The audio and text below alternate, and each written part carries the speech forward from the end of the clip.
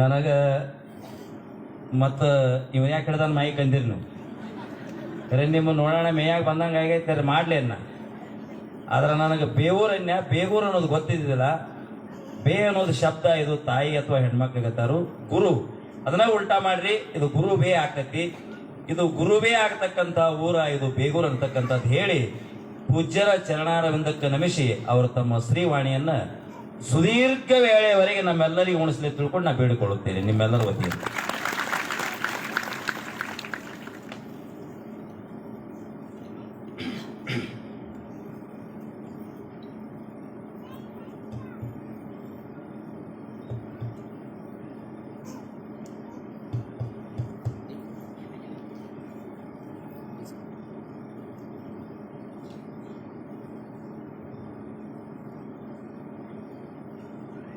ವೇದಿಕೆಯ ಮೇಲಿರುವ ಎಲ್ಲ ಪೂಜ್ಯ ಶ್ರೀಗಳ ಚರಣಗಳಿಗೆ ನಮಸ್ಕರಿಸಿ, ಈ ಸಮಾರಂಭದಲ್ಲಿ ಅತ್ಯಂತ ಶ್ರದ್ಧೆಯಿಂದ ಆಸಕ್ತಿಯಿಂದ ಕುಳಿತಿರುವಂಥ ತಮ್ಮೆಲ್ಲರಿಗೂ ಶರಣಾರ್ಥಿಗಳು.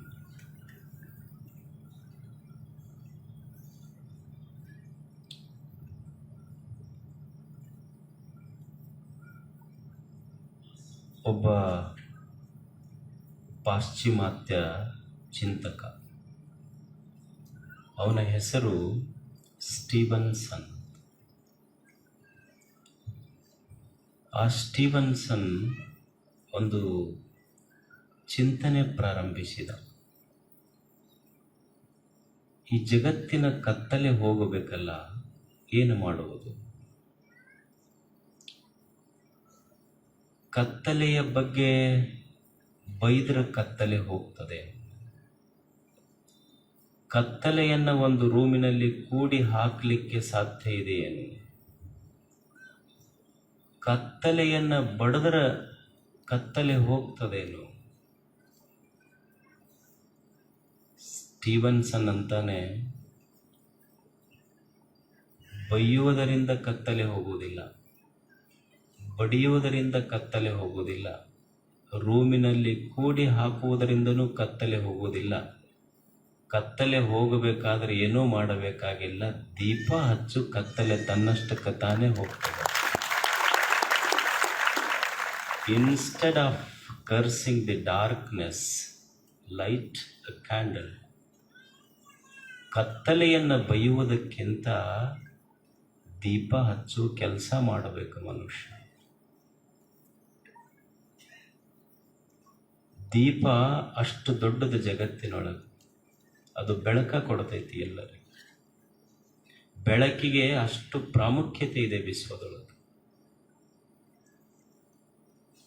ಊರಲ್ಲಿ ಬಹಳ ದೊಡ್ಡ ಶ್ರೀಮಂತ ಇರ್ತಾನೆ, ಬಹಳ ದೊಡ್ಡ ಮನೆ ಕಟ್ಟಿರ್ತಾನೆ, ಮನೆಗೆ 20-25 ಲಕ್ಷ ರೂಪಾಯಿ ಖರ್ಚು ಮಾಡಿರ್ತಾನೆ.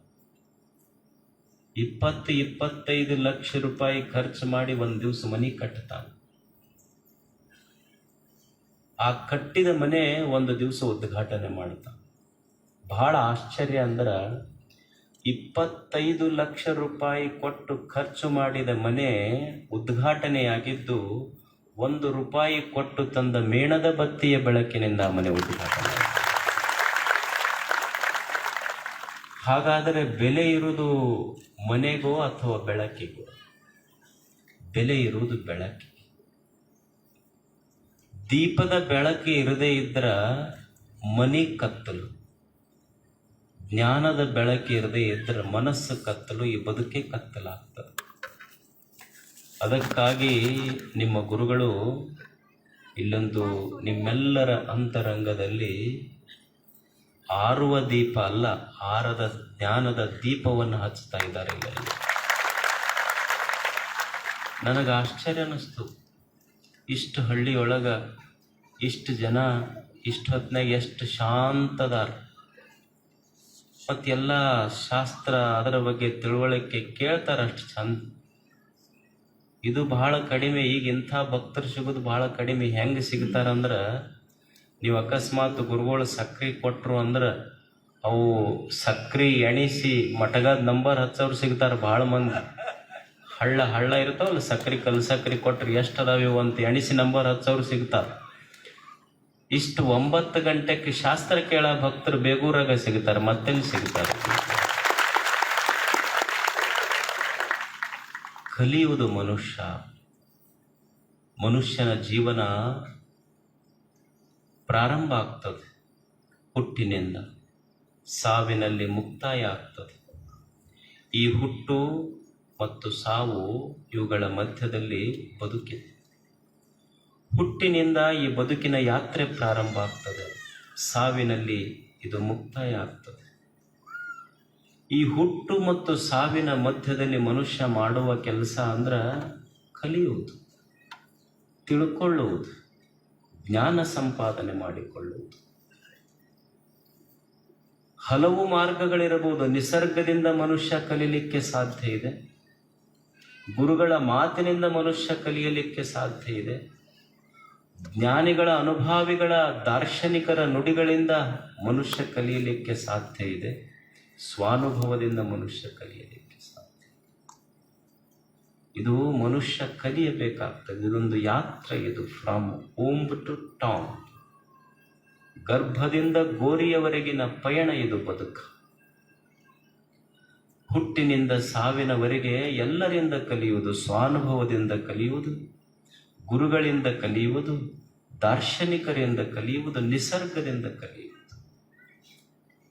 ಕಲಿಯುವ ಮನಸ್ಸಿತ್ತು ಅಂದ್ರೆ ವಿಶ್ವವೇ ಗುರುವಾಗ್ತದಷ್ಟೇ. ಕಲಿಯುವ ಮನಸ್ಸು ಬೇಕಾಗ್ತದೆ ಮನುಷ್ಯನಿಗೆ. ಬರೀ ಕಾವ್ಯ ಹಾಕೊಂಡವ್ರು ಅಷ್ಟ ಗುರುಗಳಾಗ್ತಾರಂತಲ್ಲ, ಕಲಿಯುವ ಮನಸ್ಸಿದ್ರೆ ವಿಶ್ವ ಗುರು ಆಗ್ತದ ಅವನಿಗೆ. ನಿಸರ್ಗದಿಂದ ಎಷ್ಟು ಕಲಿಲಿಕ್ಕೆ ಸಾಧ್ಯ ಇಲ್ಲೇನು? ಸರಳ ಬದುಕಿನ ಸೂತ್ರಗಳು ಮನುಷ್ಯ ನಿಸರ್ಗದಿಂದ ಕಲಿಬಹುದು.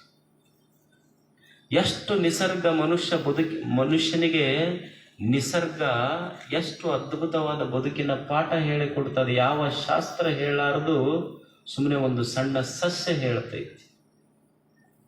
ಒಬ್ಬ ಹಳ್ಳಿಯ ಮನುಷ್ಯ ದಾರಿ ಹಿಡಿದು ಹೊಂಟಿದ್ದ. ಆ ದಾರಿಯಲ್ಲಿ ಒಂದು ಮಾವಿನ ಗಿಡ ಬೆಳೆದಿತ್ತು. ಬ್ಯಾಸಿಗೆ ದಿವಸ ಆ ಗಿಡದೊಳಗ ಹಣ್ಣಾದ ಮಾವು ಬಂದಿತ್ತು. ಮನುಷ್ಯ ಹೋಗಿ ಒಂದು ಜೋರು ಕಲ್ಲು ಹೋಗದ ಗಿಡಕ್ಕೆ. ಆ ಗಿಡ 2 ಹಣ್ಣು ಉದುರಿ ಬಿತ್ತು. ಹೋಗಿ ಮನುಷ್ಯ ತಿಂದ. ಅವನಿಗೆ ಸಾಕಾಗ್ಲಿಲ್ಲ, ಮತ್ತೊಂದು ಕಲ್ಲು ಹೋಗದ. ಆ ಗಿಡ ಮತ್ತೆರಡು ಹಣ್ಣು ಕೊಟ್ಟಿತು. ಮತ್ತೆ ತಿಂದ. ಮತ್ತೆ ಸಾಕಾಗ್ಲಿಲ್ಲ, ಮತ್ತೆ ಹೋದ. ಮತ್ತೊಂದು ಕಲ್ಲು ಹೋಗದ. ಆ ಗಿಡ ಮತ್ತೆರಡು ಹಣ್ಣು ಕೊಟ್ಟಿತು. ಮನುಷ್ಯ ತಿಂದು ಗಿಡದ ಹತ್ರ ಹೋಗಿ ಮಾವಿನ ಗಿಡಕ್ಕೆ ಮಾತಾಡಿಸ್ತ. ಅಲ್ಲ, ನಿನಗಿಷ್ಟು ಸಲ ಕಲ್ಲು ತೊಗೊಂಡು ಹೋಗದೀನಿ, ಬೇಸರ ಆಗ್ಲಿಲ್ಲ, ನನ್ನ ಮನಸ್ಸಿಗೆ ನೋವು ಆಗ್ಲಿಲ್ಲ. ಗಿಡ ಅಂತೂ ನನಗೇನು ನೋವಾಗಿಲ್ಲ ಅಂತದು. ಮನುಷ್ಯ ಅಂದಲ್ಲ, ನಮ್ಮ ಮನುಷ್ಯರೊಳಗೆ ಹಿಂಗೆ ಸ್ವಲ್ಪ ಕಣ್ಣು ಎತ್ತಿ ನೋಡಿದ್ರೆ ಕಣ್ಣ ಕಿತ್ತಾರ. ನಿನಗೆ 3 ಸಲ ಕಲ್ಲು ತೊಗೊಂಡು ಹೋಗದೀನಿ, ಮನಸ್ಸಿಗೆ ನೋವಾಗಿಲ್ಲ. ಅವಾಗ ಮಾವಿನ ಗಿಡ ಹೇಳುತ್ತೆ, ಇಲ್ಲ, ನನಗೇನು ನೋವಾಗಿಲ್ಲ. ನಿನಗಿಷ್ಟು ಸಲ ಕಲ್ಲು ತೊಗೊಂಡು ಹೋಗಿದ್ರು ನಿನಗ್ಯಾಕೆ ನೋವಾಗಲಿಲ್ಲ? ಅವಾಗ ಮಾವಿನ ಗಿಡ ಹೇಳ್ತು, ಇಲ್ಲ, ನಮ್ಮ ತಾಯಿ ನನಗೊಂದು ಮಾತು ಹೇಳ್ಯಾಳ. ಏನು ಹೇಳ್ಯಾಳ? ನೋಡ್ತಮ್ಮ, ಈ ಊರಾಗ ನೀ ಬಹಳ ಎತ್ತರ ಬೆಳೆದಿ ಅಂದ್ರೆ ಕಲ್ಲು ತೊಗೊಂಡು ಹೋಗ್ಯವ್ರು ಬಹಳ ಹುಷಾರಿರು ಅಂತ ಹೇಳ್ಯಾಳ ನಮ್ಮವ್ವ ಹೇಳ್ಯಾಳ ನನಗೆ. ನೋಡ್ತಮ್ಮ, ಈ ಊರಾಗ ಬಹಳ ಎತ್ತರ ಬೆಳೆದಿ ಅಂದ್ರ ಕಲ್ಲು ತೊಗೊಂಡು ಹೋಗ್ಯವ್ರು ಬಹಳ. ನಿನ್ನ ಜೀವನ ಸಾರ್ಥಕ ಆಗಬೇಕಾಗಿದ್ರೆ ಒಂದು ಕೆಲಸ ಮಾಡು, ನಿನಗೆ ಯಾರ ಕಲ್ಲು ಹೋಗಿಲಿ, ಕಲ್ಲು ಹೋಗದವರಿಗೆಲ್ಲ 2 ಚಲೋ ಹಣ್ಣು ಕೊಡು ಅಂತ ಕಲಿಸ್ಯಾಳ ನಮ್ಮ ತಾಯಿದು. ನಿಸರ್ಗ ಕಲಿಸಿದ ಪಾಠ ಮನುಷ್ಯನಿಗೆ. ಇಲ್ಲೇನು ಯಾವ ಶಾಸ್ತ್ರ ಕಲಿಸದ ಸತ್ಯ ಒಂದು ಸಣ್ಣ ಸಸ್ಯ ಕಲಿಸ್ತಲ್ಲ ಮನುಷ್ಯನಿಗೆ. ಪ್ರತಿ ಕ್ಷಣ ಆ ಕಣ್ಣು ಬೇಕಾಗ್ತದಷ್ಟೇ. ತೆರೆದ ಕಣ್ಣಿನಿಂದ ವಿಶ್ವವನ್ನು ನೋಡಿದರೆ ಮನುಷ್ಯಗ ವಿಶ್ವ ಗುರು ಆಗ್ತದೆ, ಶಿಕ್ಷಕ ಆಗ್ತದೆ. ಈ ಜಗತ್ತೇ ಒಂದು ಪಾಠ ಶಾಲೆ. ಕಲಿಯುವ ಮನಸ್ಸು ಬೇಕಾಗ್ತದೆ ಅಷ್ಟೆ. ಕಲಿಬೇಕಾಗ್ತದೆ ಮನುಷ್ಯ. ಹೇಳಲಿಲ್ಲೇನು ದೊಡ್ಡವರು, ಈ ನಶ್ವರವಾದಂತಹ ಜಗತ್ತಿನಲ್ಲಿ ಮನುಷ್ಯ ಬದುಕುವುದೇ ಹಾಗೆ. ನೀವೆಲ್ಲ ಶಾಸ್ತ್ರ ಕೇಳಿದ್ದೀರ. ಯಾವುದು ಸತ್ಯ ಈ ಜಗತ್ತಿನಲ್ಲಿ, ಯಾವುದು ಅಸತ್ಯವಾಗಿದೆ, ಇದರ ವಿವೇಚನೆಯನ್ನು ಮಾಡಿದರು ದೊಡ್ಡವರು. ಈ ನಶ್ವರವಾದಂತಹ ಜಗತ್ತಿನಲ್ಲಿ ಮನುಷ್ಯ ಬದುಕುವ ಕಲಾ, ಆರ್ಟ್ ಆಫ್ ಲಿವಿಂಗ್ ಕಲಿಬೇಕಲ್ಲ, ಹೇಗೆ ಬದುಕಬೇಕಾತ. ಒಬ್ಬ ಜ್ಞಾನಿ ಎಷ್ಟು ಸುಂದರ ಮಾತು ಬರೀತಾನೆ. ಇಲ್ಲಿರುವುದೆಲ್ಲ ಅಶಾಶ್ವತವಾಗಿರುವಂತಹದ್ದು, ನಶ್ವರವಾಗಿರುವಂತಹದ್ದು. ಈ ನಶ್ವರವಾದ ಜಗತ್ತಿನ ಮಧ್ಯದಲ್ಲಿ, ದುಃಖಮಯವಾದ ಈ ಜಗತ್ತಿನ ಮಧ್ಯದಲ್ಲಿ ಸಂತೋಷದ ಬದುಕ ಕಟ್ಟುವುದು ಹೆಂಗ ಅಂತ ಕಲಿಸಿಕೊಡ್ತಾನ ಸಂತನು. ಒಂದು ಸೂತ್ರ ಬರೀತಾನ, ಅನಿತ್ಯಾನಿ ಶರೀರಾಣಿ ವಿಭವೋ ನೈವ ಶಾಶ್ವತ ನಿತ್ಯಂ ಸನ್ನಿಹಿತೋ ಮೃತ್ಯು. ಅವ ಅಂತಾನೆ ಅನಿತ್ಯಾನಿ ಶರೀರಾಣಿ. ಮನುಷ್ಯನೇ ಒಂದು ಕ್ಷಣ ವಿಚಾರ ಮಾಡು, ನೀ ಏನು ಬಹಳ ಹ್ಯಾಂಡ್ಸಮ್ ಅವರು ಯಾವ್ಯಾವ ಕ್ರಾಪ್ ಹೇಳಿದ್ರಲ್ಲ ನಿಮ್ಗೆ, ಅವು ನನಗೆ ಬರೋದಿಲ್ಲ. ಅವು ನೀ ಏನು ಹ್ಯಾಂಡ್ಸಮ್ ಅಂತ ಹೇಳಿ ಹೊಂಟಿಯಲ್ಲ, ಇದು ಖಾಯಂ ಹೆಂಗ ಇರ್ತೈತೆ ನೋಡು, ವಿಚಾರ ಮಾಡು. ಈ ದೇಹ ಇದು ಷಟ್ ವಿಕಾರಗಳನ್ನು ಹೊಂದೈತಿ. ಅಸ್ಥಿತೆಯಾದಿಯಾಗಿ ತಾಯಿಯ ಗರ್ಭದೊಳಗೆ ಏನೋ ಒಂದಿಷ್ಟು ತಿಳಿ ಇತ್ತು, ಆಮೇಲೆ ಕೂಸಾತು, ಮತ್ತೊಂದಿಷ್ಟು ಬೆಳೀತು, ಯೌವನಕ್ಕೆ ಬಂತು, ಮತ್ತೊಂದು ಸ್ವಲ್ಪ ಮುಪ್ಪಾತು, ರೋಗ ರುಜಿನಿಗೆ ಬಿತ್ತು, ಒಂದು ದಿವಸ ಸಾವಾತು. ಈ ದೇಹ ಷಡ್ ವಿಕಾರಗಳನ್ನು ಹೊಂದೈತಿ. ಹೊಂದಿ ಒಂದು ದಿವಸ ದೇಹದಿಂದ ಜೀವ ಹೊರಗೆ ಹೋಗಿಬಿಡುತ್ತೈತಿ. ದೇಹ ಖಾಯಂ ಉಳಿದವನು ಯಾರುವರ ಈ ಜಗತ್ತಿನೊಳಗೆ ಎಲ್ಲರೂ ಎವ್ರಿ ಒನ್ ಹ್ಯಾಸ್ ಟು. ಈ ಮನುಷ್ಯನ ಶರೀರ ಇದು ಅನಿತ್ಯ, ಇದು ಈ ದೇಹ ಅನಿತ್ಯ. ಇದು ಹೆಂಗ ಅನಿತ್ಯ ಅಂದ್ರೆ ನಿಮಗೊಂದು ಎಕ್ಸಾಂಪಲ್ ಕೊಡ್ತೇನೆ. ಈಗ ನೀವು ನೋಡಿ, ನಿಮ್ಮಲ್ಲಿ ಮೊನ್ನೆ ಪಂಚಾಯಿತಿ ಎಲೆಕ್ಷನ್ ಅದು ಇಲ್ಲ. ಈ ಪಂಚಾಯಿತಿ ಎಲೆಕ್ಷನ್ ಒಳಗೆ ಏನಾಗ್ತದೆ, ಒಂದು ಪಂಚಾಯಿತಿ ಅಂತ ಇರ್ತೈತಿ, ಹೌದಾ? ಆ ಪಂಚಾಯಿತಿಗೆ ಒಂದಿಷ್ಟು ಜನ ಮೆಂಬರ್ಸ್ ಇರ್ತಾರೆ. ಅದಕ್ಕೊಬ್ಬ ಅಧ್ಯಕ್ಷ ಆಗ್ತಾನೆ. ಅವ ಅಧ್ಯಕ್ಷ ಎಲ್ಲಿಯವರೆಗೆ ಅಧ್ಯಕ್ಷ ಆಗಿರ್ತಾನ ಅಂದ್ರೆ, ಎಲ್ಲಿಯವರೆಗೆ ಪಂಚಾಯಿತಿ ಮೆಂಬರ್ಸು ಅಧ್ಯಕ್ಷಗೆ ಸಪೋರ್ಟ್ ಮಾಡ್ತಾರ, ಬಹುಮತ ಇರ್ತೈತಿ, ಅಲ್ಲಿಯವರೆಗೆ ಅಧ್ಯಕ್ಷ ಆಗಿ ಉಳಿತಾನ.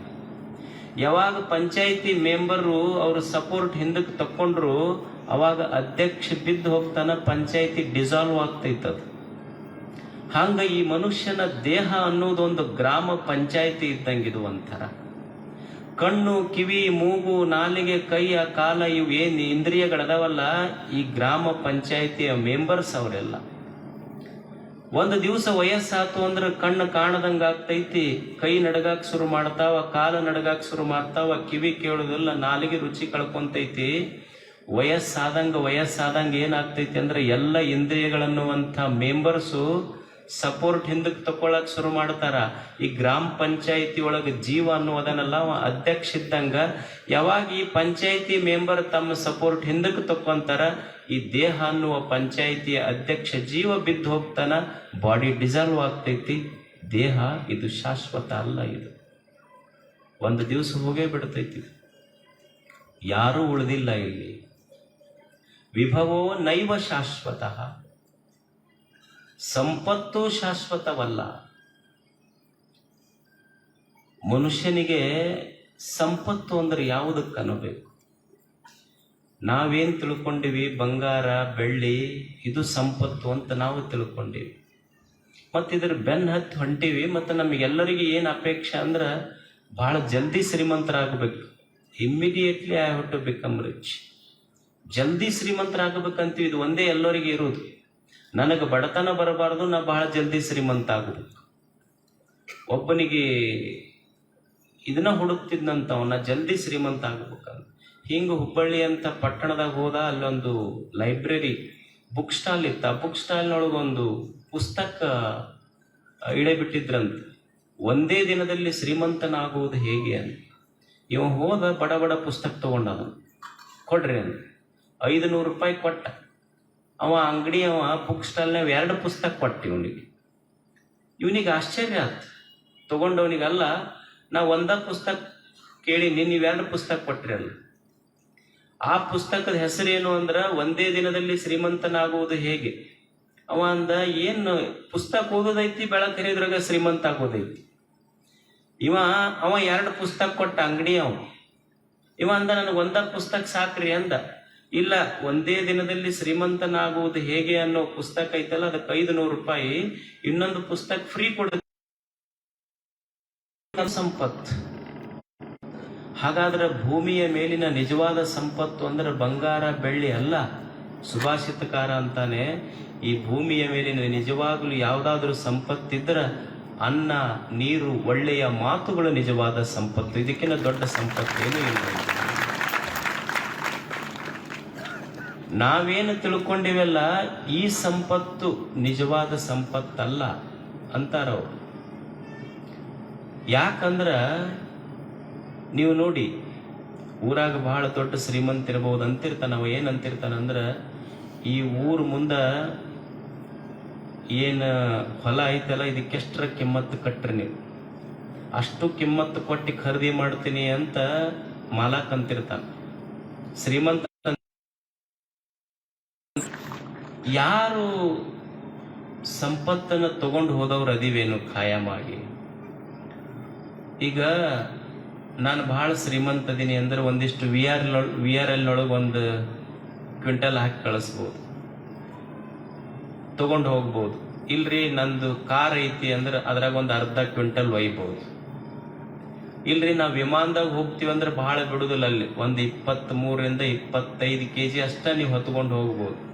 ಮತ್ತು ವಿಮಾನದಕ್ಕಿಂತ ಮ್ಯಾಲ ಹೊಂಟ್ರಿ ಎಲ್ಲರೂ ಖಾಲಿ ಕೈಯಿಂದ ಹೋಗಬೇಕಾಗ್ತೈತಿ, ಯಾರೋ ಸಂಪತ್ತು ತಗೊಂಡು ಹೋಗ್ಲಿಕ್ಕೆ ಆಗೋದಿಲ್ಲ. ವಿಭವೋ ನೈವ ಶಾಶ್ವತ.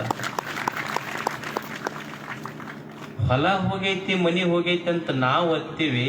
ಮನಿ ಹೊಲ ನಮ್ಮ ಸಲುವಾಗಿ ಎಂದರ ಅತ್ತಾವ ನಾವು ಒಂದ್ ದಿವಸ. ಒಂದು ಕ್ಷಣ ವಿಚಾರ ಮಾಡಬೇಕಲ್ಲ, ಎಷ್ಟು ಬಡದಾಡ್ತಾನ ಮನುಷ್ಯ ಅದರ ಸಲುವಾಗಿ. ನಿತ್ಯಂ ಸನ್ನಿಹಿತೋ ಮೃತ್ಯು. ಮನುಷ್ಯನಿಗೆ ಸಾವು ಅನ್ನೋದು ಪ್ರತಿ ಕ್ಷಣ ಕಾಯ್ತಾ ಇದೆ ಅಂತ. Death can. ಮನುಷ್ಯ ಯಾರು ಉಳಿಲಿಕ್ಕೆ ಸಾಧ್ಯ ಇಲ್ಲ. ಇಲ್ಲಿ ಬಂದವೆಲ್ಲ ಒಂದ್ ದಿವ್ಸ ಹೋಗಬೇಕಲ್ಲ. ಸಾವನ್ನು ತಪ್ಪಿಸ್ಲಿಕ್ಕೆ ಯಾರ ಕಡೆಯಿಂದಾರ ಸಾಧ್ಯ ಐತೆ? ಒಬ್ಬ ಯಮ ಬಂದಂತ ಒಂದ್ಸಲ, ಒಬ್ಬನಿಗೆ ಸಾವ ಅವಂದು ಮುಗಿದಿತ್ತು, ಡೇಟ್ ಬಂದಿತ್ತು, ಅವನು ಕೊನೆ ದಿವಸ ಇತ್ತು, ಅವನು ಲಾಸ್ಟ್ ಡೇಟ್ ಇತ್ತು. ಅವನು ಬಂದು ಒಂದು ಲಿಸ್ಟ್ ತಗೊಂಡು ಬಂದ. ಯಮ ತಗೊಂಡು ಬಂದು ಅವನ ಮನೆ ಹತ್ರ ಬಂದು, ನೋಡಪ್ಪ, ಈ ಲಿಸ್ಟಿನೊಳಗೆ ನೀನ ಅದಿ ಫಸ್ಟ್, ಇವತ್ತು ನಿಂದು ಮುಗಿದ ಕಾನೂನು ಪ್ರಕಾರ ನಿನ್ನ ಕರ್ಕೊಂಡು ಹೋಗಕ್ಕೆ ಬಂದೀನಿ ಯಮಲೋಕಕ್ಕೆ ಅಂದವ. ಅವ ಮನುಷ್ಯ, ಆತಲ್ಲಪ್ಪ, ಇನ್ನು ನಾನು ಮಕ್ಕಳ ಮದುವೆ ಮಾಡಬೇಕು, ಹೊಲ ಹಿಡಿಬೇಕು, ಊರು ಮುಂದೆ ಭಾಳ ಕೆಲಸ ಅದಾವ, ಇವ ಈಗ ಕರ್ಕೊಂಡು ಹೋಗಕ್ಕೆ ಬಂದಲ್ಲ. ಲಿಸ್ಟ್ ಏನು ತೊಗೊಂಡ್ಬಂದಿದ್ನಲ್ಲ ಯಮ, ಫಸ್ಟ್ ಇವನ್ ಲಿಸ್ಟ್, ಇವನ ಹೆಸರು ಇತ್ತಲ್ಲ, ತನ್ನ ಹೆಸರು ಕೆಳಗಿಟ್ಟವ. ಅದ್ರಾಗ ಇಟ್ಟು ಅವನ ಕೈಯಾಗ ಕೊಟ್ಟು ಅವ ಎಚ್ಚರ ಆದ ಕೂಡಲೇ ಅವನ ಕೈಯಾಗ ಪೇಪರ್ ಕೊಟ್ಟ. ಯಮ ಅಂದ, ನಾನು ಇಷ್ಟು ವರ್ಷ ಈ ಭೂಲೋಕಕ್ಕೆ ಬಂದಿದ್ದೆ, ಇಷ್ಟು ಅತಿಥಿ ಸತ್ಕಾರ ಯಾರೂ ಮಾಡಿಲ್ಲ, ನಿನ್ನ ಮೇಲೆ ನನಗೆ ಬಹಳ ಪ್ರೀತಿ ಆಗೈತಿ. ಈಗ ನೋಡು, ಮೊದಲು ನಿನ್ನ ಹೆಸರು ಫಸ್ಟ್ ಇತ್ತಲ್ಲ, ಈಗ ಮ್ಯಾಲಿನಿಂದಿಲ್ಲ, ಕೆಳಗಿನಿಂದ ಕರ್ಕೊಂಡು ಹೋಗ್ತೀನಂದ, ಮತ್ತ ಅವಂದ ಹೆಸರು ಬಂದಿತ್ತು. ಯಾರು ಉಳಿಲಿಕ್ಕೆ ಸಾಧ್ಯ ಇಲ್ಲ. ಇಲ್ಲಿ ಹುಟ್ಟದ ಒಂದ್ ದಿವಸ ಸಾಯುವುದ ಈ ಜಗತ್ತಿನ ನಿಯಮ. ಹೋಗುವುದಲ್ಲ ಯಾರು ಉಳಿಲಿಕ್ಕೆ ಬಂದ್ರೆ. ಈ ಜಗತ್ತಿನೊಳಗೆ ಒಂದು ಸತ್ಯ, ಒಂದು ನಿಯಮ ಇದೆ. ಏನು ಅಂದ್ರ, ಕಟ್ಟಿದ ಮನಿ ಬೀಳಲೇಬೇಕು, ಅರಳಿದ ಹೂವ ಬಾಡಲೇಬೇಕು, ಹಚ್ಚಿದ ದೀಪ ಆರಲೇಬೇಕು, ಹುಟ್ಟಿದ ಮನುಷ್ಯ ಸಾಯಲೇಬೇಕು. ಇದು ನಿಸರ್ಗದ ನಿಯಮ, ಇದನ್ನು ತಪ್ಪಿಸ್ಲಿಕ್ಕೆ ಆಗೋದಿಲ್ಲ. ನಿತ್ಯಂ ಸನ್ನಿಹಿತೋ ಮೃತ್ಯು. ಪ್ರತಿ ಕ್ಷಣ ಸಾವು ಅನ್ನೋದು ಕಾಯಕತ್ತದ ಮನುಷ್ಯ. ಇದು ತಿಳ್ಕೋಬೇಕಿದು ಸತ್ಯ ಅಷ್ಟೇ. ಈಗ ನೀವು ನೋಡ್ರಿ, ನಮಗೊಂದು ಬಿಳೆ ಕೂದಲು ಬಂತು ಅಂದ್ರೆ ತಲೆ ತುಂಬಾ ಕರೆ ಕೂದಲು ಇರ್ತಾವ. ಸುಮ್ಮನೆ ಒಂದು ಬಿಳೆ ಕೂದಲು ಬಂದ್ರೆ ಹಳ್ಳ ಮಳ್ಳ ಕನ್ನಡಿ ಮುಂದೆ ಹೋದವ್ರು ಅದು ಒಂದ ಕೂದಲು ಹಿಡ್ಕೊಂಡಿರ್ತಿರ್ತೀವಿ ನಾವು, ಹೌದಲ್ಲ?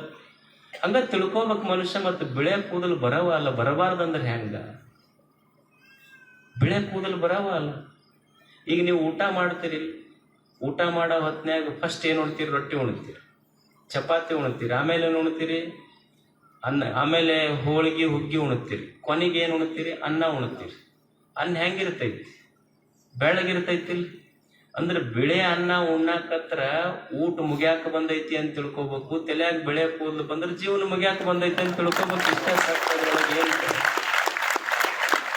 ತಿಳ್ಕೊಳ್ಳುವಿಕೆಯಲ್ಲಿ ಐತಷ್ಟೇ. ನಿತ್ಯಂ ಸನ್ನಿಹಿತೋ ಮೃತ್ಯು. ನೀವು ಅನ್ಬೋದು ಪ್ರತಿ ಕ್ಷಣ ಸಾವು ಕಾಯಕತ್ತೈತೆ ಅಂತೀರಲ್ಲ, ಹೆಂಗ ಸಾಧ್ಯ ಐತಿ? ನಾವು 700 ವರ್ಷ ಬದುಕದವ್ರು ನೋಡೀವಿ. ಇಲ್ಲೇ ಸಿದ್ಧಗಂಗಾ ಅಪ್ಪಗಳು 111 ವರ್ಷ ಬದುಕಿದ್ರು ಮನುಷ್ಯ ಪ್ರತಿ ಕ್ಷಣ ಸಾಯ್ತಾನಂತ ಹೇಳ್ತೀರಲ್ಲ, ಹೆಂಗ? ಬುದ್ಧ ಒಂದು ಸುಂದರ ಮಾತು ಬರೀತಾನೆ, ಸರ್ವಂ ಕ್ಷಣಿಕಂ. ಈ ಬದುಕು ಕ್ಷಣಿಕ. ಇದು ಹೇಗ ಅಂದ್ರೆ, ನೀವು ನೋಡಿ, ಜೀವಿ ಮನುಷ್ಯ ತಾಯಿಯ ಗರ್ಭದಿಂದ ಈ ಭೂಮಿಗೆ ಬರುವಾಗ ಮಾಡುವ ಮೊದಲ ಕೆಲಸ ಅಂದ್ರೆ ಉಸಿರು ತಗೊಳ್ಳೋದು. ಮನುಷ್ಯ ಈ ಭೂಮಿಯನ್ನು ಬಿಟ್ಟು ಹೋಗುವಾಗ ಮಾಡುವ ಕೊನೆಯ ಕೆಲಸ ಅಂದ್ರೆ ಉಸಿರು ಬಿಡುದು. ಉಸಿರು ತಗೊಂಡ ಅಂದ್ರೆ ಹುಟ್ಟದ ಅಂತ ಅರ್ಥ, ಉಸಿರು ಬಿಟ್ಟ ಅಂದ್ರೆ ಸತ್ತ ಅಂತ ಅರ್ಥ. ನಾವು ಪ್ರತಿ ಕ್ಷಣ ಉಸಿರು ತಗೊಂತೀವಿ, ಪ್ರತಿ ಕ್ಷಣ ಉಸಿರು ಬಿಡ್ತೀವಿ, ಅಂದ್ರೆ ಪ್ರತಿ ಕ್ಷಣ ಹುಟ್ಟುತ್ತೀವಿ, ಪ್ರತಿ ಕ್ಷಣ ಸಾಯ್ತೀವಿ. ಅದಕ್ಕೆ ಬುದ್ಧ ಇದನ್ನ ಕ್ಷಣಿಕ ಅಂದ. ಪ್ರತಿ ಕ್ಷಣ ಮನುಷ್ಯ ಹುಟ್ಟುತ್ತಾನೆ, ಪ್ರತಿ ಕ್ಷಣ ಸಾಯ್ತಾನೆ. ನಿತ್ಯಂ ಸನ್ನಿಹಿತೋ ಮೃತ್ಯು. ನಿಮಗನ್ನಿಸ್ತು ನಾವೇನೋ ಅಪ್ಪರ್ಯಾಡು ಚಲೋ ಪ್ರವಚನ ಹೇಳ್ತಾರಂತ ನಾವು ಬಂದ್ವಿ, ನೀವು ಹೆದರ್ಸಕತ್ತಿರಲ್ಲ. ನಮಗ ದೇಹ ಸುಳ್ಳಂದ್ರಿ, ಮತ್ತು ಸಂಪತ್ತು ಸುಳ್ಳಂದ್ರಿ, ಮತ್ತು ಸಾವಂತೂ ಕಾಯಾಕತ್ತೈತೆ ಅಂತೀರಿ, ಮತ್ತು ಮಾಡದರ ಏನು ಮಾಡ್ಬೇಕೀಗ? ಅವರ ಹೇಳ್ತಾರೆ, ನಾವು ಹೇಳೋದಲ್ಲ. ಜ್ಞಾನಿಗಳೇ ಅದನ್ನು ಮಾಡಿಟ್ಟಾರ ಬುತ್ತಿ ನಮ್ಮ ಸಲುವಾಗಿ. ಮತ್ತೇನು ಮಾಡೋದ್ರಿ? ಕರ್ತವ್ಯೋ ಧರ್ಮ ಸಂಗ್ರಹ. ಕರ್ತವ್ಯ ಡ್ಯೂಟಿ ಬೇರೆ, ರೆಸ್ಪಾನ್ಸಿಬಿಲಿಟಿ ಬೇರೆ. ಕರ್ತವ್ಯ ಅಂದ್ರೆ ಡ್ಯೂಟಿ ಅಲ್ಲ, ಇಟ್ ಈಸ್ ಎ ರೆಸ್ಪಾನ್ಸಿಬಿಲಿಟಿ. ಅದು ಜವಾಬ್ದಾರಿ. ಅದು ಕರ್ತವ್ಯೋ ಧರ್ಮ ಸಂಗ್ರಹ. ಮನುಷ್ಯನೇ, ಇದೆಲ್ಲ ಸುಳ್ಳಿದೆ. ದೇಹ ಒಂದು ದಿವಸ ಹೋಗ್ತದೆ, ಸಂಪತ್ತು ನಿನ್ನ ಕೂಡ ಬರುವುದಿಲ್ಲ, ಸಾವು ಒಂದು ದಿವಸ ನಿನಗೆ ಕಟ್ಟಿಟ್ಟ ಬುತ್ತಿ. ಆದರೆ ಹುಟ್ಟು ಸಾವಿನ ಮಧ್ಯದಲ್ಲಿ ಇದು ಯಾವುದು ನೀನು ಗಳಿಸಿಟ್ಟ ಸಂಪತ್ತು ನಿನ್ನೊಂದಿಗೆ ಬರುವುದಿಲ್ಲ. ದೇಹದೊಳಗ ಜೀವ ಹೋತು ಅಂದ್ರೆ ದೇಹ ಮಣ್ಣಿನ ಪಾಲು, ಪಿಂಡ ಕಾಗೆಯ ಪಾಲು, ಅಸ್ಥಿ ಗಂಗೆಯ ಪಾಲು, ಆಸ್ತಿ ಗಳಿಸಿದ ಆಸ್ತಿ ಮುಂದೆ ಕುಂತಳವ್ರ ಪಾಲು. ನಿನ್ನ ಪಾಲು ಏನಾದರೂ ಇದ್ರೆ ನೀ ಜೀವನದೊಳಗೆ ಮಾಡಿದ ಪುಣ್ಯ ಕಾರ್ಯಗಳು ಮಾತ್ರ ನಿನ್ನ ಪಾಲು ಅಷ್ಟೇ. ಅದು ಮಾತ್ರ ನಿನ್ನ ಜೊತೆಗೆ ಬರುತ್ತೆ. ಕರ್ತವ್ಯೋ ಧರ್ಮ ಸಂಗ್ರಹ. ಅದಕ್ಕೆ ಇಂಥ ಕೆಲಸ ಮಾಡು. ನಾಡು ಕಟ್ಟಿರಬೇಕು, ದೇಶ ಕಟ್ಟಿರಬೇಕು, ಊರು ಕಟ್ಟಿರಬೇಕು. ಇಂಥ ಪುಣ್ಯದ ಕೆಲಸ ಮಾಡಪ್ಪ ನೀನು. ಪುಣ್ಯದ ಕೆಲಸ ಮಾಡಬೇಕಂದ್ರೆ ಈ ಜೀವನಕ್ಕೊಂದು ಸಾರ್ಥಕತೆ ಬರ್ತದೆ. ಧರ್ಮ ಕಾರ್ಯಗಳನ್ನು ಮಾಡಬೇಕಂದ್ರೆ ಈ ಜೀವನಕ್ಕೊಂದು ಸಾರ್ಥಕತೆ ಬರ್ತದೆ. ನೀವು ನೋಡಿ, ಊರಾಗೊಬ್ಬ ಶ್ರೀಮಂತ ಇರಲಿ, ಗೌಡ ಇರಲಿ, ನೀವು ಇದ್ದಾಗ ಅವರಿಗೆ ಕುರ್ಚಿ ಮೇಲೆ ಕೂಡಿಸೋದೇನು, ಅವ್ರಿಗೆ ಹೆಸರು ಬೋರ್ಡ್ ಮೇಲೆ ಹಾಕ್ಸೋದೇನು, ಅವ್ರ ಹೆಸರಿನ ಮುಂದೊಂದಿಷ್ಟು, ಹೆಸರಿನ ಹಿಂದೊಂದಿಷ್ಟು ಮಾಜಿ ಹಾಜಿ ಎಲ್ಲ ಹಾಕ್ತಿರ್ತೀರಿ. ಒಂದು ದಿವಸ ಅವ ಗೌಡ ಸತ್ತ ಅಂದ್ರೆ ಏನಂತ ಶಬ್ದ ಬರ್ತೈತೆ ಹೇಳಿ ನಿಮ್ಮ ಬಾಯಾಗ?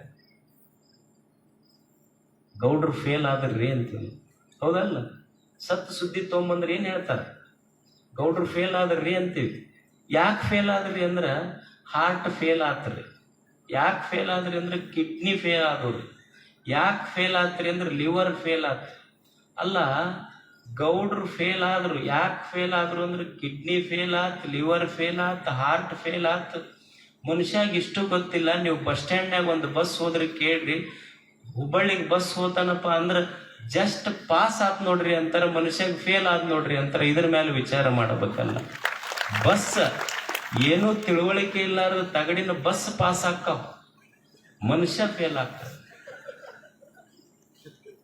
ಸ್ವಲ್ಪ ವಿಚಾರ ಮಾಡೋದಲ್ಲ. ಇದೊಂದು ದೇಹ, ಇದು ಬಾಡಿಗೆಯ ಮನೆ. ಇದು ಈ ಬಾಡಿಗೆ ಮನೆ ಹೊತ್ಕೊಂಡು ಬಂದಿವೆಲ್ಲ, ಕೊಡಬೇಕಲ್ಲ ಒಂದಿಷ್ಟು ರೆಂಟ್. ಈಗ ನೀವು ಒಂದು ಬಾಡಿಗೆ ಮನೆಯೊಳಗಿದ್ರೆ ರೆಂಟ್ ಕಟ್ಲಿಲ್ಲ ಅಂದ್ರೆ ನಳ ಬಂದ್ ಮಾಡ್ತಾರ, ಬೆಳಕು ಬಂದ್ ಮಾಡ್ತಾರ, ಭಾಳ ಅಂದ್ರೆ ಚೆಂಡ ಹಿಡಿದು ಹೊರಗೆ ಹಾಕ್ತಾರ. ನಿಮಗೆ ದೇವರು ಎಷ್ಟು ಕರುಣಾಮಯಿ ನಮ್ಮೆಲ್ಲರ ಮೇಲೆ ದೇವರು ಎಷ್ಟು ಪ್ರೀತಿ ಅಂದ್ರೆ, ನಾವೆಲ್ಲ ತಾಯಿಯ ಗರ್ಭದಿಂದ ಈ ಭೂಮಿಗೆ ಬರುವುದಕ್ಕಿಂತ ಮುಂಚೆನೆ ನಮ್ಮ ಸಲುವಾಗಿ, ನಮ್ಮೆಲ್ಲರ ತಾಯಿ ಎದೆಯೊಳಗೆ ನಮ್ಮ ಸಲುವಾಗಿ ಹಾಲಿಟ್ಟು ನಮಗೆ ಹುಟ್ಟಿಸ್ಯಾನಲ್ಲ. ದೇವರು ಎಷ್ಟು ಕರುಣಾಮಯ್ಯ. ಅವನು ಋಣ ತೀರಿಸಬೇಕಲ್ಲ. ಏನು ಮಾಡಿದ್ರೆ ಋಣ ತೀರ್ತೈತಿ ಹೇಳಿ? ಏನು ಸಾಗರಗಳನ್ನು ನಿರ್ಮಾಣ ಮಾಡುವ ಶಕ್ತಿ ನನ್ನಲ್ಲಿದೆ ಏನು? ನದಿಗಳನ್ನು ನಿರ್ಮಾಣ ಮಾಡುವ ಶಕ್ತಿ ನನ್ನಲ್ಲಿದೆ ಏನು? ಬೆಟ್ಟ ಗುಡ್ಡಗಳನ್ನು ನಿರ್ಮಾಣ ಮಾಡುವ ಶಕ್ತಿ ನನ್ನಲ್ಲಿದೆ ಏನು? ಮಣ್ಣು ನಿರ್ಮಾಣ ಮಾಡುವ ಸಾಮರ್ಥ್ಯ ಇದೆ ಏನು? ಕಲ್ಲು ನಿರ್ಮಾಣ ಮಾಡುವ ಸಾಮರ್ಥ್ಯ ಇದೆ ಏನು? ಗಿಡಗಳನ್ನು ನಿರ್ಮಾಣ ಮಾಡುವ ಸಾಮರ್ಥ್ಯ ಇದೆ ಏನು? ನನ್ನಲ್ಲಿ ಯಾವ ಸಾಮರ್ಥ್ಯವೂ ಇಲ್ಲ. ದೇವರು ಏನಾದರೂ ಒಂದು ಕೊಟ್ಟಿದ್ರ, ದೇವರು ಈ ಜಗತ್ತೇನು ಇಟ್ಟಾನಲ್ಲ, ಇದನ್ನೇನು ಸುಂದರವಾದ ಜಗತ್ತನ್ನ ದೇವರು ನಿರ್ಮಾಣ ಮಾಡ್ಯಾನಲ್ಲ, ಇದನ್ನು ಕೆಡಿಸಲಾರ್ದಂಗೆ ಇಟ್ಟಿ ಅಂದ್ರೆ ಇದೇ ಒಂದು ದೊಡ್ಡ ಧರ್ಮ ಕಾರ್ಯ ಅಷ್ಟೇ. ಇದಕ್ಕಿಂತ ದೊಡ್ಡ ಧರ್ಮ ಕಾರ್ಯ ಯಾವುದೂ ಇಲ್ಲ. ದೇವರು ನಿರ್ಮಿಸಿದಂಥ ಜಗತ್ತನ್ನ ಕೆಡಿಸಬೇಡಪ್ಪ ಮನುಷ್ಯನ ಅಷ್ಟೇ. ಬಹಳ ಮಂದಿ ಅಂತಿರ್ತಾರೆ ನೋಡ್ರಿ, what is the purpose of life? ಸ್ವಾಮಿಗಳ ಹತ್ರ ಬಂದಾಗೆಲ್ಲ ಕೇಳ್ತಿರ್ತಾರೆ, ಏನ್ರಿ ಜೀವನದ ಉದ್ದೇಶ ಏನ್ರಿ? ಜೀವನದಾಗ ಏನ್ ಮಾಡ್ಬೇಕ್ರಿ ಅಜ್ಜಾರ ಅಂತ ಕೇಳ್ತಿರ್ತಾರೆ. ಯಪ್ಪ ಪುಣ್ಯಾತ್ಮ, ನೀ ಏನು ಮಾಡೋದು ಬೇಡ, ದೇವ್ರೆಲ್ಲ ಮಾಡಿಟ್ಟನ್ನ, ನೀ ಸುಮ್ಮನಿದ್ರೆ ಸಾಕು, ಜಗತ್ತು ಚಂದ ನಡ್ಕೊಂಡು ಹೋಗ್ತೈತೆ ಅಷ್ಟ. ನೀ ಏನು ಮಾಡೋದು ಬೇಕಾಗಿಲ್ಲ, ಕೆಡಿಸಬೇಡ ಜಗತ್ತ. ಒಂದು ನದಿ ಹರಿತಿತ್ತು. ಆ ನದಿಯ ದಂಡೆಯ ಮೇಲೆ ಒಂದು ಗಿಡ ಇತ್ತು. ಆ ಗಿಡದೊಳಗೊಂದು ಗುಬ್ಬಿ ಕೂತಿತ್ತು. ಆ ನದಿ ದಂಡೆ ಮೇಲೆ ಒಬ್ಬ ಶ್ರೀಮಂತ ಒಂದು ಫಾರ್ಮ್ ಹೌಸ್ ಕಟ್ಟಿಸಿದ್ದ, ಒಂದು ದೊಡ್ಡ ಮನಿ. ಯಾರೋ ಒಬ್ರು ಬಂದು ಆ ಮನಿಗೆ ಬೆಂಕಿ ಹಚ್ಚಿದ್ರು. ಮತ್ತು ಊರನ ದೊಡ್ಡ ಸಾಹುಕಾರನ ಮನಿ ಅಂದ ಕೂಡಲೇ ಎಲ್ಲರೂ ಬಂದು ಬೆಂಕಿ ಹಾರ್ಸಕತ್ರು. ಈ ಅಗ್ನಿಶಾಮಕ ದಳದವ್ರು ಬಂದ್ರು, ಅವರು ಹೊಳೆಗೆ ಪೈಪ್ಲೈನ್ ಹಚ್ಚಿ ಮನಿ ಬೆಂಕಿ ಹಾರ್ಸಕತ್ರು. ಮತ್ತು ಬಕೆಟ್ ತೊಗೊಂಬಂದ್ರು, ಕೊಡ ತೊಗೊಂಬಂದ್ರು, ಎಲ್ಲರೂ ಹಾಕದ ಮನಿ. ಊರ ಸಾಹುಕಾರನ ಮನಿನ ಬೆಂಕಿ ಎತ್ತೈತಿ ಅಂದ ಮೇಲೆ ಎಲ್ಲರೂ ಆರ್ಸಕ್ ಬಂದ್ರು. ಈ ಗಿಡದೊಳಗೆ ಕುಂತು ಗುಬ್ಬಿ ಏನು ಮಾಡ್ತಿತ್ತು ಅಂದ್ರೆ, ಬಡ ಹೊಳಿಗೆ ಹೋಗೋದು, ಒಂದಿಷ್ಟ ನೀರು ತಗೊಳ್ಳೋದು, ಹೋಗಿ ಆ ಮನಿ ಮೇಲೆ ಹಾಕಿ ಬಂದು ಮತ್ತೆ ಗಿಡದಾಗ ಕೊಡ್ತಿತ್ತು. ಆ ಗಿಡ ಗುಬ್ಬಿಗೆ ಕೇಳ್ತಂತಲ್ಲೋ ಗುಬ್ಬೆಪ್ಪ, ಅಲ್ಲಿ ಅಗ್ನಿಶಾಮಕ ದಳದವ್ರು ಬಂದು ನೀರು ಹಾಕಿ ಆರ್ಸಕತ್ತಾರ, ಅಲ್ಲಿ ಪೈಪ್ಲೈನ್ ಹಚ್ಚಾರ, ಕೊಡ ತಗೊಂಡು ಬಂದು ಆರ್ಸಕತ್ತಾರ, ನೀ ಇರೋದ 2 ಇಂಚ್ ಅದಿ, ನಿನ್ನ ಚೊಂಚ ನೋಡಿದ್ರೆ ಅರ್ಧ ಇಂಚ್ ಐತಿ, ನೀವು ಹೋಗಿ ಆ ಮನಿ ಬೆಂಕಿ ಆರ್ಸಕತ್ತಿಯಲ್ಲ, ಆ ಮನಿ ಬೆಂಕಿ ಆರ್ತೈತಿ. ಅದು ಗುಬ್ಬೆ ಅಂತೂ ಇಲ್ಲ, ನಾವು ಹೋಗಿ ನೀರು ಹಾಕೋದ್ರಿಂದ ಮನಿ ಬೆಂಕಿ ಏನು ಆರೋದಿಲ್ಲ ಅಂತ. ಅವಾಗ ಅದು ಗಿಡ ಕೇಳ್ತು, ಮತ್ತೆ ನೀ ಹೋಗಿ ನೀರು ಹಾಕೋದ್ರಿಂದ ಆ ಮನಿ ಬೆಂಕಿ ಆರೋದಿಲ್ಲ ಅಂತ ಗೊತ್ತಿದ್ರು ಮತ್ತೆ ಆರ್ಸಕ್ ಯಾಕೆ ಹೊಂಟಿ ನೀನು? ಅವಾಗ ಗುಬ್ಬೆ ಅಂತೂ, ನನಗೆ ಗೊತ್ತೈತೆ ನನ್ನ ಸಾಮರ್ಥ್ಯ ಎಷ್ಟು ಅಂತ, ನಾನಿರೋದು 2 ಇಂಚ್ ಅದೀನಿ, ನನ್ನ ಚೊಂಚ ನೋಡಿದ್ರೆ ಅರ್ಧ ಇಂಚ್ ಐತಿ, ನಾನು ನನ್ನ ಚೊಂಚಿನೊಳಗಿಂದ ನೀರು ತಗೊಂಡು ಹೋಗಿ ಆ ಮನಿ ಮ್ಯಾಲ ಹಾಕಿದ್ರೆ ಆ ಮನಿ ಬೆಂಕಿ ಆರೋದಿಲ್ಲ ಅಂತ ನನಗೆ ಗೊತ್ತೈತಿ. ಗಿಡ ಅಂತೂ ಮತ್ತೆ ಗೊತ್ತಿದ್ರು ಮತ್ತೆ ಯಾಕೆ ಆರ್ಸಕ್ ಹೊಂಟಿ? ಅವಾಗ ಗುಬ್ಬಿ ಒಂದು ಚಲೋ ಮಾತು ಹೇಳ್ತಿ. ಏನಂದ್ರೆ, ಕೆಲವು ದಿವಸ ಆದ ಮೇಲೆ ಈ ಊರಾಗ ಒಂದಿಷ್ಟು ಇತಿಹಾಸಕಾರರು ಒಂದು ಇತಿಹಾಸ ಬರೀತಾರೆ. ಏನು ಇತಿಹಾಸ ಬರೀತಾರ ಅಂದ್ರೆ, ಬೆಂಕಿ ಆರಿಸಿದವ್ರದ್ದು ಒಂದು ಲಿಸ್ಟ್ ಮಾಡ್ತಾರ, ಬೆಂಕಿ ಹಚ್ಚದವ್ರದ್ದು ಒಂದು ಲಿಸ್ಟ್ ಮಾಡ್ತಾರ. ನಾ ಯಾಕೆ ಹೋಗಿ ಆರ್ಸಕ್ ಹತ್ತೀನಿ ಅಂದ್ರೆ, ನನ್ನ ಹೆಸರು ಬೆಂಕಿ ಆರಿಸಿದವ್ರ ಲಿಸ್ಟ್ನಾಗ ಬರ್ತೈತಿ ಹೊರತು ಬೆಂಕಿ ಹಚ್ಚದವ್ರ ಲಿಸ್ಟ್ನಾಗ ಬರೋದಿಲ್ಲ. ಅದಕ್ಕೆ ಹೋಗಿ ಆರ್ಸಕ್ ಹತ್ತೀನಿ ನಾನು. ಊರಾಗ ನನ್ನ ಹೆಸರು ಬೆಂಕಿ ಆರ್ಸವ್ರ ಲಿಸ್ಟ್ನಾಗ ಇರಬೇಕು ಹೊರತು ಬೆಂಕಿ ಹಚ್ಚವ್ರ ಲಿಸ್ಟ್ನಾಗ ಇರಬಾರ್ದು. ಪುಣ್ಯದ ಕೆಲಸ ಮಾಡೋವ್ರ ಲಿಸ್ಟ್ನಾಗ ನನ್ನ ಹೆಸರು ಬರೋದು, ಪಾಪದ ಕೆಲಸ ಮಾಡೋವ್ರ ಲಿಸ್ಟ್ನಾಗ ನನ್ನ ಹೆಸರು ಬರುವುದಲ್ಲ. ಕರ್ತವ್ಯೋ ಧರ್ಮ ಸಂಗ್ರಹ. ದೇವರು ಏನು ಅದ್ಭುತ ಕೊಟ್ಟಾನಲ್ಲ, ಏನಾರ ತಗೊಂಡನೇನು ನಮ್ಮಿಂದ ಹೇಳಿ? ದೇವರು ಏನು ಬಯಸ್ಯಾನ ನಮ್ಮಿಂದ? ಏನೂ ಬಯಸಿಲ್ಲ. ದೇವರು ನಮ್ಮಿಂದ ಏನೂ ಬಯಸಿಲ್ಲ. ನೀವು ನೋಡ್ರಿ, ಒಂದು ಬಾಟ್ಲಿ ತಗೊಳ್ರಿ, ನೀವು ನೀರಿನ ಬಾಟ್ಲಿ, ಬಿಸ್ಲರಿ ಬಾಟ್ಲಿಗೆ 10 ರೂಪಾಯಿ ಕೊಡಬೇಕಾಗ್ತೈತಿ. ನೀವು ಒಂದು ಖಾನಾವಳಿ ಊಟಕ್ಕೆ ಹೋಗ್ರಿ, 50 ರೂಪಾಯಿ ಕೊಡಬೇಕಾಗ್ತೈತಿ. ನೀವು ಮನೆಗೆ ಎಲೆಕ್ಟ್ರಿಸಿಟಿ ಉರಿಸ್ರಿ, ಆ KPTCLನವರಿಗೆ ತಿಂಗಳ ಕರೆಂಟ್ ಬಿಲ್ ಕಟ್ಟಬೇಕಾಗ್ತೈತಿ. ದೇವ್ರು ಎಷ್ಟು ಅದ್ಭುತ ಇಟ್ಟಾನಂದ್ರ, ನಿಮಗ ಕೆರೆ ಹಳ್ಳಗಳನ್ನು ತುಂಬಿಸಿಟ್ಟಾನ, ಅದಕ್ಕೆ ಯಾವುದಕ್ಕೂ ರೊಕ್ಕ ತಗೊಂಡಿಲ್ಲ. ದೇವರ ಬಾಡಿಗೆ ತಗೊಂಡಿಲ್ಲ. ದೇವರು ನಮ್ಮ ಭೂಮಿಯ ಮೇಲೆ ದವಸ ಧಾನ್ಯ ಹಣ್ಣು ಹಂಪಲಗಳನ್ನು ಬೆಳೆಸಿಟ್ಟಾನ, ಅದಕ್ಕೇನು ಬಾಡಿಗೆ ತಗೊಂಡಿಲ್ಲ. ಇಷ್ಟೆಲ್ಲ ಸೂರ್ಯ ಚಂದ್ರಗಳನ್ನ ಆರದ ದೀಪಗಳನ್ನು ಹತ್ತಿಸಿಟ್ಟಾನ, ಅದಕ್ಕೇನಾರ ಯಾರಿಗೇನೆ ಬಾಡಿಗೆ ಕೇಳೇನೇನು ದೇವರು? ಬಾಡಿಗೆ ಕೇಳಿಲ್ಲ. ನೀವು ಒಂದು ಸೈಕಲ್ ಟ್ಯೂಬ್ ಹೋದ್ರೆ ಪಂಚರ್ ಹಾಕಿದ್ರೆ 10 ರೂಪಾಯಿ ತಗೊಂತಾರ. ಈ ದೇಹ ಅನ್ನುವಂಥ ಒಂದು ತೊಗಲಿನ ಟ್ಯೂಬ್ ಇಟ್ಟು ಅದಕ್ಕೆ 9 ರಂಧ್ರಗಳಿಟ್ಟು ಮತ್ತಿದನ್ನು ಪಂಚರ್ ಆಗಲಾರ್ದಂಗೆ ನೋಡಿಕೊಂಡನಲ್ಲ, ಎಷ್ಟು ಅದ್ಭುತ ಕೊಡುಗೆ ಅವನದು ದೇವನಿಗೆ. ಅವ ಕೊಟ್ಟ ಕರುಣೆ ಈ ದೇಹ. ಇದಕ್ಕೆ ಒಳ್ಳೆಯದಕ್ಕೆ ಉಪಯೋಗ ಮಾಡಬೇಕು ಮನುಷ್ಯ ಅಷ್ಟೆ. ಈ ದೇಹ, ಈ ಮನ, ಬುದ್ಧಿ, ಭಾವಗಳನ್ನ ಸತ್ಕಾರ್ಯಕ್ಕೆ ಉಪಯೋಗ ಮಾಡ್ಕೋಬೇಕಾಗ್ತದೆ. ಅದಕ್ಕೊಬ್ಬ ಶರಣ ಅಂತಾನೆ, ತನುವೆಂಬ ಗುಡಿಯೊಳಗೆ ಮನವೆಂಬ ಸಿಂಹಾಸನವನಿಕ್ಕಿ ಘನ ಮಹಾಲಿಂಗವ ಮುಹೂರ್ತಗೊಳಿಸಿ ಸಕಲ ಕರಣೇಂದ್ರಿಯಗಳಿಂದ ಪೂಜೋಪಚಾರವ ಶೃಂಗರಿಸಬಲ್ಲಡೆ ನಮ್ಮ ಅಖಂಡೇಶ್ವರ ಲಿಂಗದಲ್ಲಿ ಘನ ಮಹಿಮ ನೆಮ್ಮದಿ. ಯಾರಿಗೆ ದೊಡ್ಡವರು ಅನ್ನಬೇಕಂದ್ರೆ ಯಾರ ಕೈಯಿಂದ ಸತ್ಕಾರ್ಯಗಳನ್ನು, ಮನದಿಂದ ಸದ್ವಿಚಾರಗಳನ್ನು, ಬಾಯಿಂದ ಒಳ್ಳೆಯ ಮಾತುಗಳನ್ನು ಆಡ್ತಾರಲ್ಲ ಅವರು ಶರಣರು. ಶರಣರು ಅಂದ್ರೆ ಎಲ್ಲೋ ಗುಡ್ಡದಾಗ ಹೋಗಿ ಕುಂತವ್ರಲ್ಲ. ಶರಣರು ಅಂದ್ರೆ ಮನೆ ಮಠಗಳನ್ನು ಬಿಟ್ಟವರಲ್ಲ. ಯಾರಿಗೆ ಶರಣರು ಅನ್ನಬೇಕು ಅಂದ್ರೆ ತಲೆಯಲ್ಲಿ ಸದ್ವಿಚಾರ, ಕೈಯಲ್ಲಿ ಸತ್ಕಾರ್ಯ, ಎದೆಯಲ್ಲಿ ಸದ್ಭಾವ, ಭಾಷೆಯಲ್ಲಿ ಒಳ್ಳೆಯ ಸುಭಾಷೆ ಯಾವನಲ್ಲಿತ್ತು ಅವ ನಿಜವಾದ ಶರಣ. ಅಂಥವರಿಗೆ ಶರಣರು ಅನ್ನಬೇಕಂತಾರವರು. ಮಾತು ಸ್ವಚ್ಛ ಇರಬೇಕು, ಕಾರ್ಯಗಳು ಸ್ವಚ್ಛ ಇರಬೇಕು, ವಿಚಾರಗಳು ಸ್ವಚ್ಛ ಇರಬೇಕು.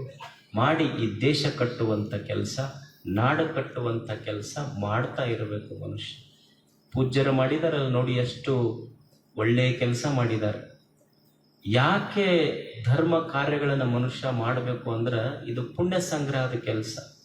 ನಾವು ಏನು ಈ ಜಗತ್ತನ್ನೋದೇನಿದೆ ಇದೊಂದು ಪ್ರತಿಧ್ವನಿ ಇದ್ದಂಗಿದೆ. ಈ ಜಗತ್ತು ಇದೊಂದು ಪ್ರತಿಧ್ವನಿ. ನಾವೇನು ಮಾಡ್ತೀವಿ ಅದು ಹೊಳ್ಳಿ ನಮಗೆ ಬರ್ತದೆ. ನಾವೇನು ಈ ಜಗತ್ತಿನೊಳಗೆ ಮಾಡ್ತೀವಿ ಅದನ್ನ ಪಡ್ಕೊಳ್ತೀವಿ. ಈಗ ನೀವು ಗೋಲ್ ಗುಮ್ಮಟದ ಹತ್ರ ಹೋಗ್ರಿ, ನೀವು ಗೋಲ್ ಗುಮ್ಮಟದ ಹತ್ರ ಹೋಗಿ ನಮಸ್ಕಾರ್ರಿ ಅಂದ್ರೆ ಹೊಳ್ಳಿ ನಿಮಗೇನು ಬರ್ತದೆ? ನಮಸ್ಕಾರ್ರಿ ಅಂತ ಬರ್ತದೆ. ಯಾಕೋ ಅಂದ್ರೆ ಹೊಳ್ಳಿ ಯಾಕೋ ಅಂತ ಬರ್ತದೆ. ಹಾಗೆ ಈ ಜಗತ್ತಿನೊಳಗೆ ನೀ ಏನು ಮಾಡ್ತಿ, ಏನು ಕೊಡ್ತಿ, ಏನು ನುಡಿತಿ ಅದನ್ನೇ ಪಡ್ಕೊಂತಿ ಜಗತ್ತಿನಿಂದ. ಒಬ್ಬ ಒಂದು 3 ಜನ ಕುಡುಕರಿದ್ರಂತ. ಅವ್ರು ತಿರುಪತಿಗೆ ಹೋಗ್ಬೇಕಾಗಿತ್ತಂತವ್ರು. ಹುಬ್ಬಳ್ಳಿ ಅಂತ ಬಸ್ ಸ್ಟ್ಯಾಂಡಿಗೆ ಹೋದ್ರಂತ. ಹೋಗಿ ತಿರುಪತಿಗೆ ಹೋಗೋ ಟ್ರೈನ್ ಏನಿತ್ತು ಭಯಂಕರ ಪ್ಯಾಕ್ ಇತ್ತಂತ. ಇವ್ರು ಏನು ಮಾಡಿದ್ರು ಅಂದ್ರೆ ಇದು ಹೆಂಗೆ ಹೋಗೋದು, ಎಲ್ಲಿ ಅಷ್ಟ ಜಾಗನೇ ಇಲ್ಲಲ್ಲ ಇದ್ರಾಗ. ಅದ್ರಾಗ ಒಬ್ಬ ಇದ್ದಂತ. ಅವ ಅಂದ, ನೋಡು ನಾ ಹೆಂಗೆ ಬಿಡಿಸ್ತೀನಿ ನೋಡಿ ಈಗ ಜನರಿಗೆ ಜಾಗ ಅಂದ.